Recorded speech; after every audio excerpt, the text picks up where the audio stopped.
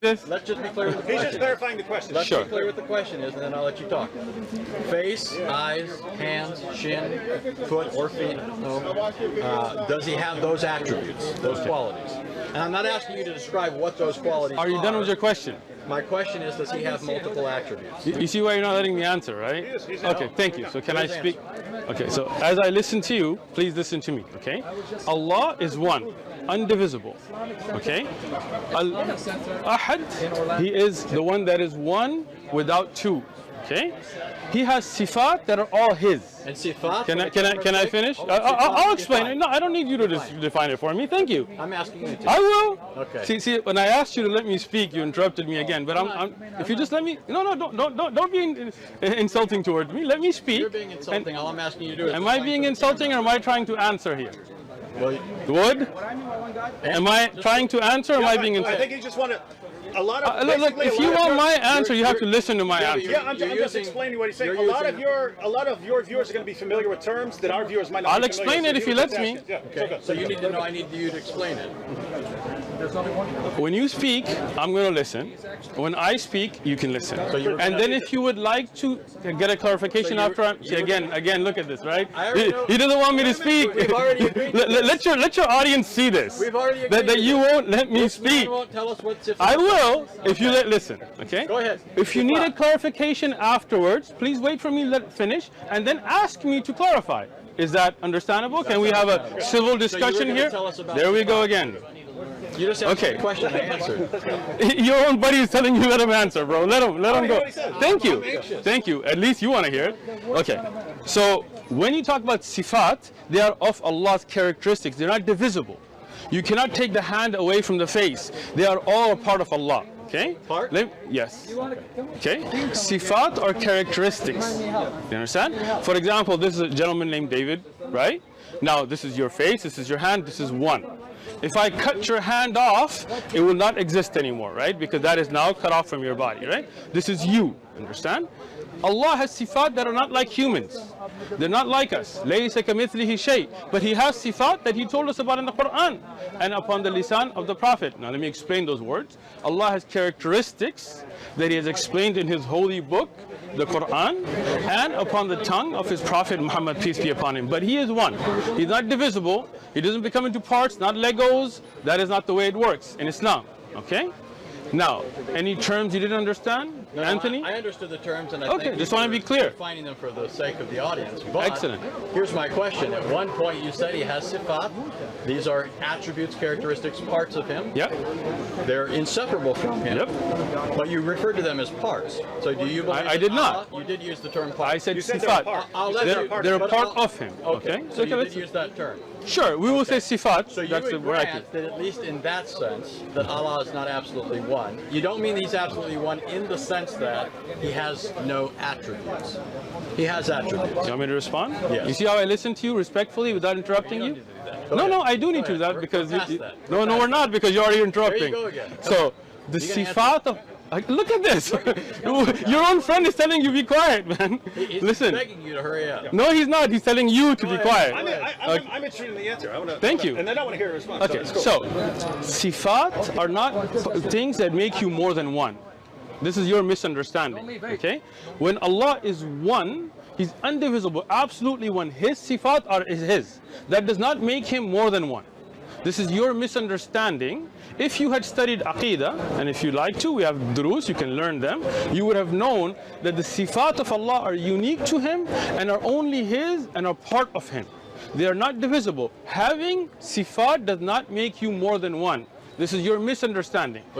Can I finish now? Oh, are you finished? No, I'm not. If I was finished, then I wouldn't be talking anymore, right? ahead. Thank you. Now, if you look at any object in this worldly things, right? Like, I mean, I'm giving you just a worldly example, right? If you look at a tree, right? A tree is one. If a tree has leaves and fruits and all of that, that doesn't mean that the tree is more than one. Now, if the fruit breaks from the tree, it's no longer a part of the tree, right? Now it's no longer a characteristic of the tree itself. Understand? Allah is one. He has sifat, but that does not make Him more than one. Are we clear? We're clear on the fact that you're saying he's one in some sense. No, I didn't say that. I do not agree that he's one in every sense. If you are saying he has actual attributes, you use the analogy of a tree. A tree is composite. It has parts. It has branches. It has leaves. I grant that if something's cut off of the tree, it's no longer part of the tree.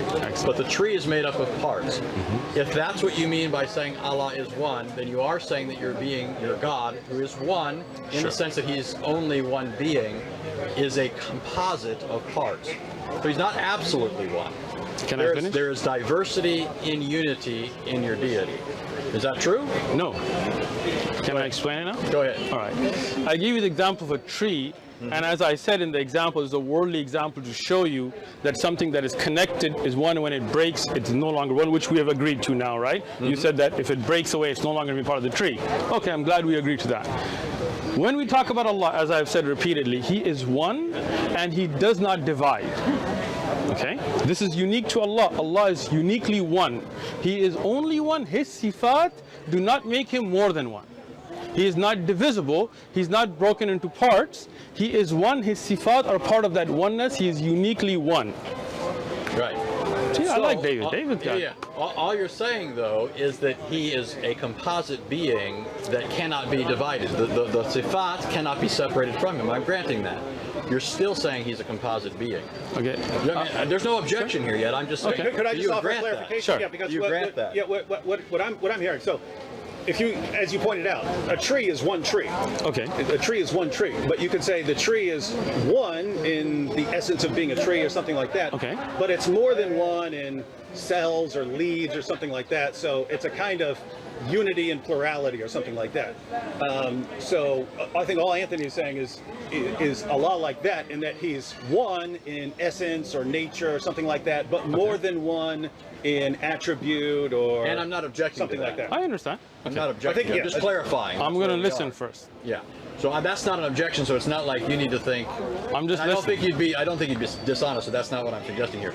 But I don't think that you need to think, okay, what is he after here? Like he's going after this. I'm not going after that. I don't think a lot of Muslims know that. And I think that's accurate. I think that Muslims believe in one being, but they do ascribe to him certain attributes, qualities, characteristics, all hearing, right, all seeing, those sorts of things. But that technically is not belief as you'd find in pagan philosophers in a monad, which is something that's devoid of any kind of attributes. It's an absolute unity. Okay. So first thing, I just wanted to understand what you're saying. If you're saying Allah has sifat, then no doubt we agree. And I have taught Aqidah, you can look at the lessons, it talks about it, right? Allah is all hearing, all seeing. But I think what the miscommunication we're having, and maybe we just kind of go past this, is thinking if somebody's all hearing and all seeing and all knowing, that can somehow make them components that could be taken apart or not a whole as one. I don't think having the ability to hear everything and see everything makes Allah, where Allah is not wholly one. Okay, so, but anyway. So let me, go ahead. Can I ask? So, but you would say that his hearing is not his seeing. Yes. Right. So these are distinct attributes. So we are talking of one Allah. Right. So Allah is and one, but He has these attributes. And these attributes don't leave Him. Okay. Now that's where I would like to go after that. Okay. So I mean, you asked me about Islamic Aqidah, right? In Islamic Aqidah, Allah, His attributes are His. He can. Can I finish? Yeah. Man, you are high. You drank a lot of coffee this morning or something, man? No. Yesterday we were talking to Hebrew Israelites, and it turned into a shouting match. So his aggression's a little amped up. So hold on, Anthony. You're not talking to Hebrew Israelites. Your aggression needs to get toned down. That's not aggression. Right? Look, your friend that's with you just called it aggression. Yeah. So don't tell me. He was talking to Hebrew Israelites last night. You guys video this, right? David is telling you it's aggression, so please tone it down, Anthony. From your friend. He's helping. Your friend is telling you calm down. Why don't you listen to your friend that came with you? You look like you're ready to jump over the table, man. Right? I like David. David, yeah. I don't know. How come we haven't met earlier, man? Anthony, I can tell you were a crook. Right. I can tell you were a shooter. Oh yeah, still am.